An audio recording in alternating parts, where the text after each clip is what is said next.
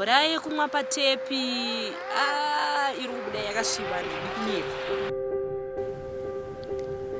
After a day's work, many Zimbabweans gather around in different households to heed the 8 o'clock news. On this particular day, the mayor of Harare, Councillor Bernard Manyenyeni, made shocking remarks. Our claims that the water is chemically safe to drink will not hold if the residents cannot stand the mere sight of frothing or foaming colored water. It is therefore fair to share with you that while we are set that we are doing the best to fix the quality issues, we do apologize and request our consumers to exercise caution until such time as total quality is assured. Exercise caution? How then does one exercise caution on drinking water? The statements by the mayor of the city of Harare, Councillor Bernard Manyenyeni, that people have to exercise caution when drinking water is actually shocking, and there is need to unpack the statement, to go to the ground and look at the situation, to say really what are the contributing factors to the challenges related to the quality of water that has raised eyebrows for majority of residents in the city of Harare. Does one abstain from drinking the water? Impossible. What exactly has led the mayor of Harare to make such a bold and thought-provoking statement? I think that they are aware, but I think that they don't care that this is the kind of water that's coming to our homes. Not everybody can have a bowl, not everybody can buy clean water.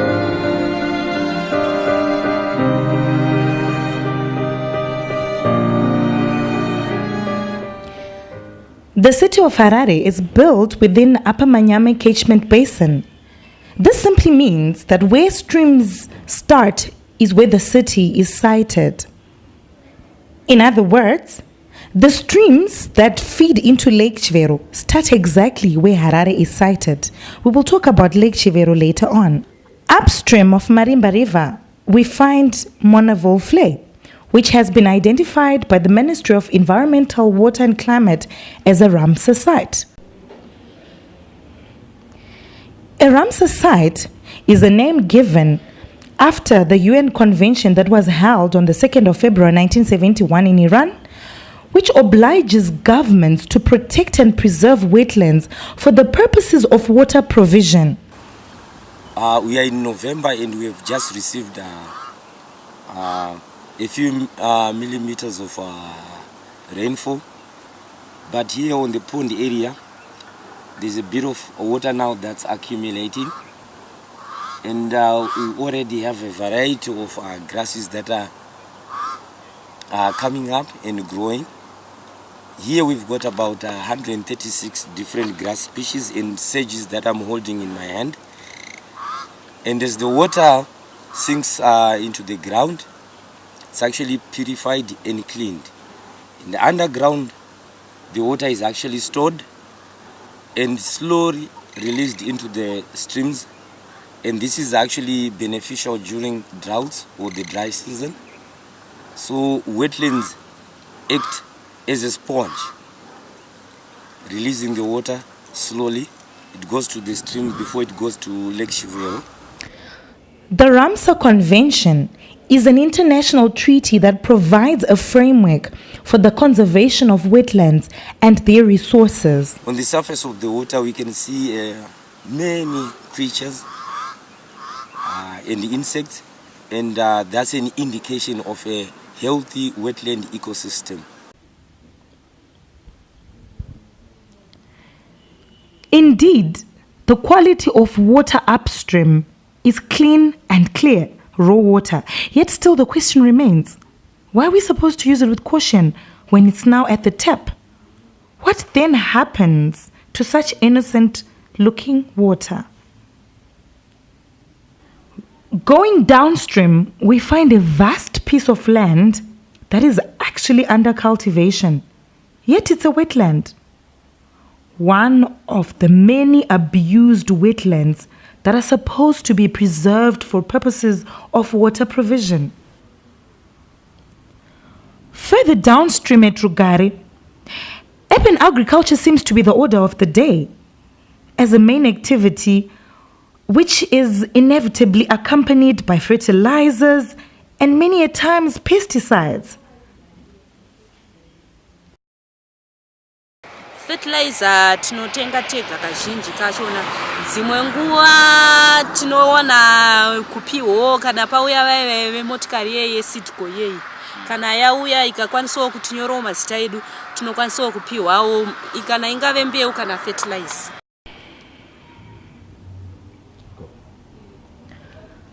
Again, erection of buildings on wetlands has become a normal sight in Harare, contributing to water pollution. We seem to be battling to deal with other areas around the water and environment. One being the preservation of wetlands, which are among the main sources of quality water, the preservation of water sources for future generations. We seem to be battling to assert authority on wetlands.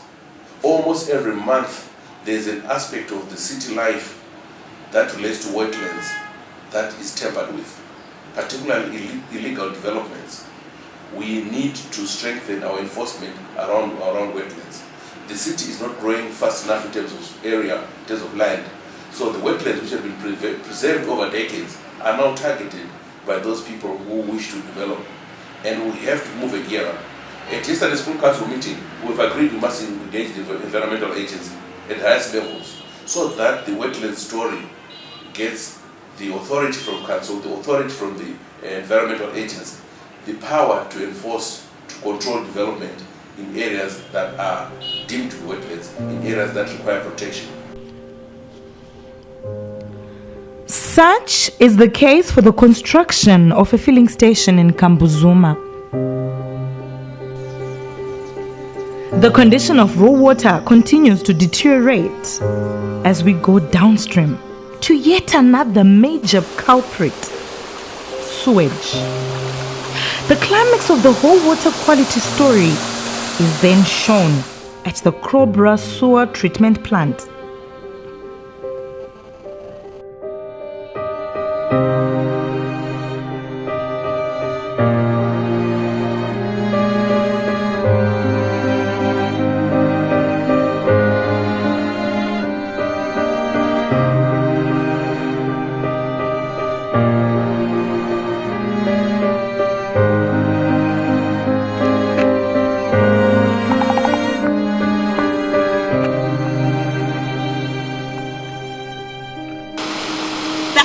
Water is life does not make sense for Harare water.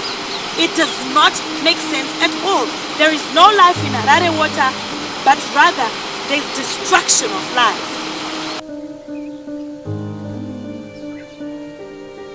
We probably have the most polluted water source in the country when you compare the cities, because we pollute our catchment.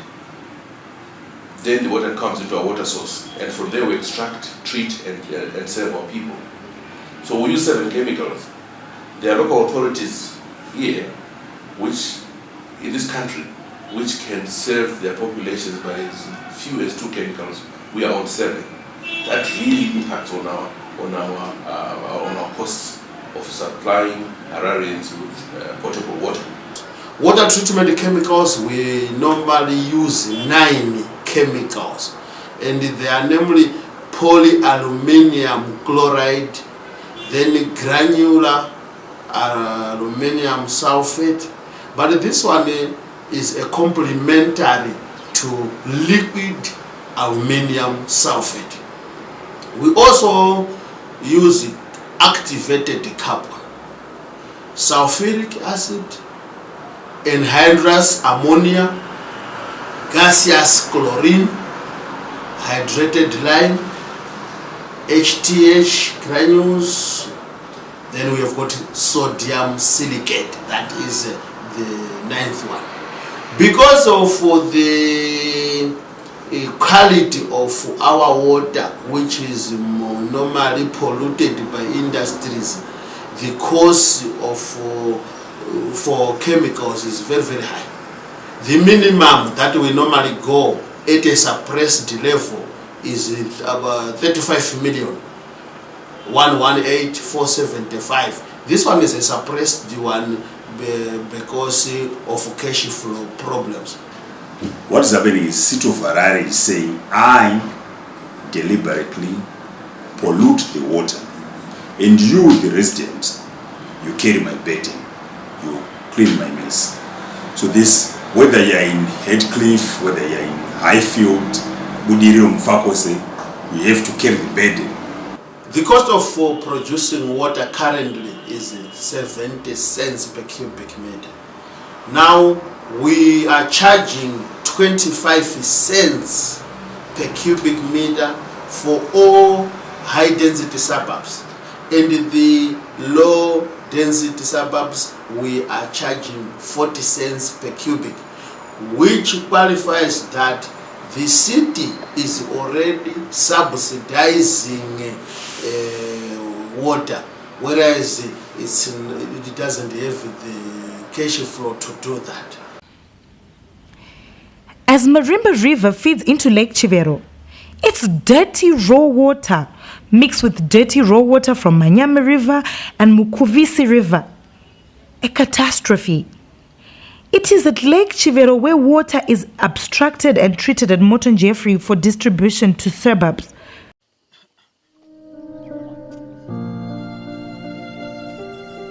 Izo dzedu dzatobata idzi muno muchiweru dzinobva kunayo idzi idambudziko adziri kusangana naro sewe dzamunoona idzi dzine maronda idzi dziri kukonzerwa nekuti mvura yedu pakutanga kunaya kwayo inosangana mvura dzinobva nzizi dzakasiyana nenzvimbo dzakasiyana siyana.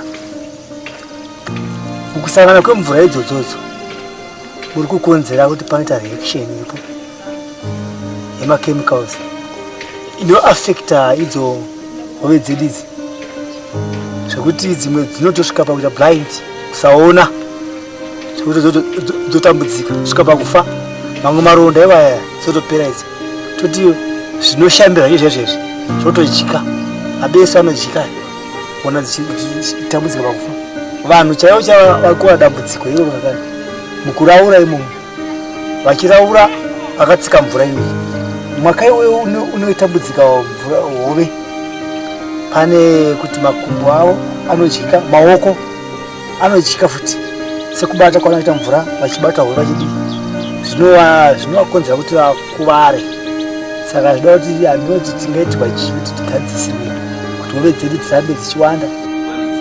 The pollution and issues at hand have contributed to a heated, unstoppable debate.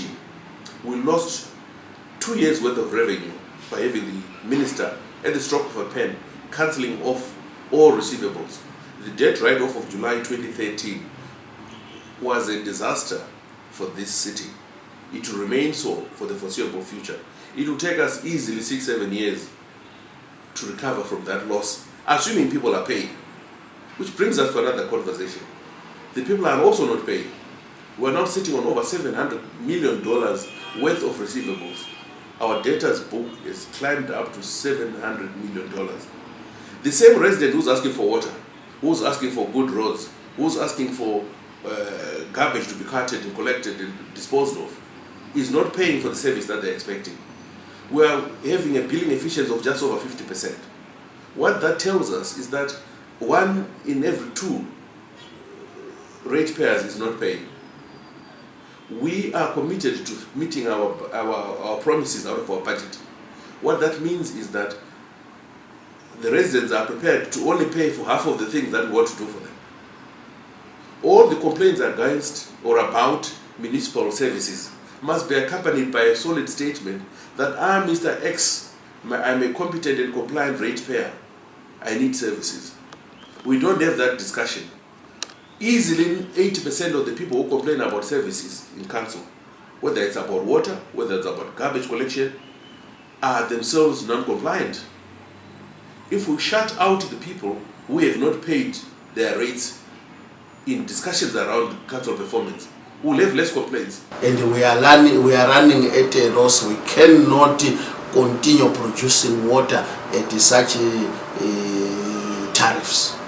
The proposed increase in the water price that is contained in the 2018 budget statement from 25 cents per cubic meter to 70 cents per cubic meter for conventional or the post-paid meters, and $20 per cubic meter for the prepaid water meters is tantamount to self-help. Stakeholders have presented different complementary solutions, which, if combined, really can save the city, but only in synergy. Chitarisa machenisirwo aita mvura kuma sewage ponds rosuwa yaiswa maponzi akasiyana siyana ichiti kana zvinhu zvinenge zvine uremu zvoenda mumwe pondi yacho zvazosara yamvura iya yaizodurirwa kuma matoro anenge akakura tine kukurubro nekumaubra. Saka naizvozvo paanoadurira yamvura iya matoro muyama ndo painotanga kudzika paye ichinesa izvo zvambotaura zviya, nekuti zvinobatsira kanzuri yedu panyaya yemishonga yekuchenesa mvura. Matoro kanga achisiwa akadaro ndo basa raanenge achiita iroro rekuchenesa mvura. Naizvozvo hatizodi mari yakawanda yekutenga mishonga kubva kunze kwenyika. Marlborough sewer ponds, which is sited on a wetland, although under rehabilitation, have greatly helped in reducing water purification costs. A research by Professor Magadza has shown that wetlands at Marlborough sewer ponds reduce total phosphate in Gwebi River.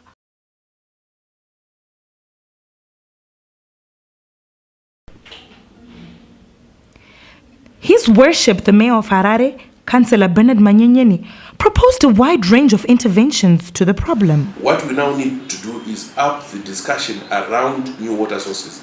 The water sources that have been talked about for 2-3 decades must now be brought to the fore. It should no longer be a matter of talking. It should be a matter of funding the development of new water sources. The Kunji Dam story. We're even hearing that piping water from the Zambezi might be an option which may be cheaper than Kunji. We need to explore all those. It does not even have to be one. It does not even have to be Harare alone. If you look at piping from the Zambezi, it will cover all the towns all the way from the Zambezi, so that the cost is spread and the usage is spread around the local authorities and the farming and other operations that will take place between the water source and Harare. Each session can be purifying at its own destination. But that's another option that's been talked about, over and above the traditional discussions around Kunji, Muda, and Sami dams. So going forward, the story of Harare's water can only be completed once we have told future generations, this is what we're doing now regarding your new water supply sources. Internally as Harare, we are working on pipe replacement, because if we are losing a third of our water through physical losses, that's a cost that we cannot afford to carry. When we have treated water and we're losing it through burst pipes in and around the city, 20-30 kilometers away from source, we need to deal with the retail side of the water of our water pipes. So pipe replacement is on the cards. It will reduce our losses by at least a third. We need to manage our other losses, accounting losses, where the water is treated and the money doesn't find its way into our coffers. That loss must also be managed, because that's another 1/3. So we're looking at 2/3, easily 2/3 of our water money not coming to us by way of actual physical loss of the water or loss of the money that should be part of the water equation. That is not happening. Our revenue assurance must improve. There's a lot of resistance around the prepaid water solution, prepaid meter solution. The resistance has been noticed. We take it on board, but the fact is that the water that we supply to people in our cities is not free. The water carries a cost. We need to manage the cost of getting the water into your taps, into your homes. We need to find the cost of managing that whole process as we try and make sure that everybody gets water. We are aware that is a human need. We are aware that everybody needs water. But it is not up to us to deliver it at no cost. the cost must be recovered. Central government doesn't play a part in our needs. We get zero from central government. Practically, we get nothing from central government. In other municipalities, some go as high as 70% of their provisions are coming from central government. We've got none of that. We have to fend for ourselves. So, which is why we want our consumers to come on board and participate in the financing of the water that they so badly need. So the cost has to be recovered is a very minimum. Timothy Chitambore, the National Coordinator for Community Water Alliance, a civic organization doing advocacy work on water environment and climate issues, believes that addressing the root cause rather than dwelling on effects of the problem is the way to go. In this case, the root cause is the bad raw water quality. Therefore, we need to deal with the raw sewage discharge from the corridor treatment and also from the fair sewage treatment. We also need, most importantly, to deal with ZFC, the fertilizer company, and Seedco, the maize seed company.